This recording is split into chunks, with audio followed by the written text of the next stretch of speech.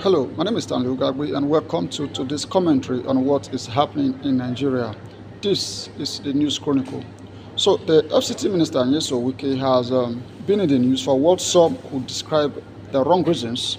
First, he was reportedly spotted with his two sons at a meeting of directors of the Ministry of Aviation, and people were wondering what his two sons were doing with him in such a meeting. And while Nigerians were still grappling with all of that, another report surfaced showing him and his two sons once again in a high-profile event in Dubai.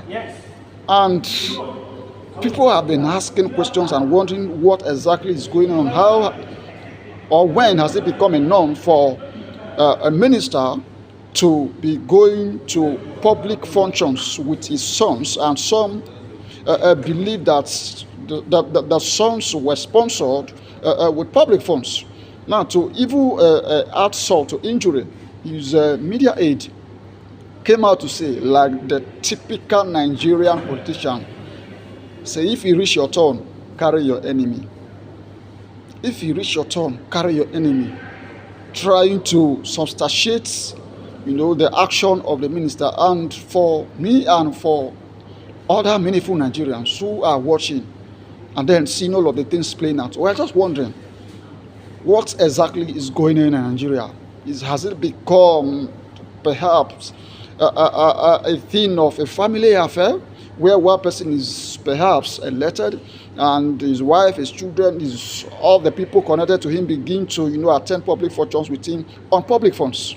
So we need to, as a nation, we need to define what we are doing, because it's looking like we are gradually tilting towards a lawless society where public office holders do what they feel, do what they want, as against what the Constitution requires, as against what the law says. So all of these reports that are played out are also a pointer to what has been obtainable, in Nigeria. From even the presidency or the president himself to even to the local government level, it has become a norm for public office holders to, use public money to perhaps. And while some have said, oh, is allegedly and what have you, but the pictures are there to say, oh, this is what is going on. And the question we are asking is, has this become a norm to do this? Or why exactly is the minister doing this?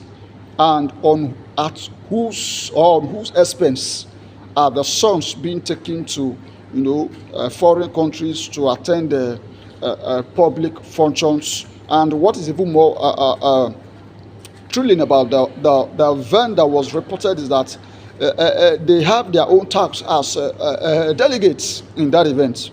So maybe Nigerians know better.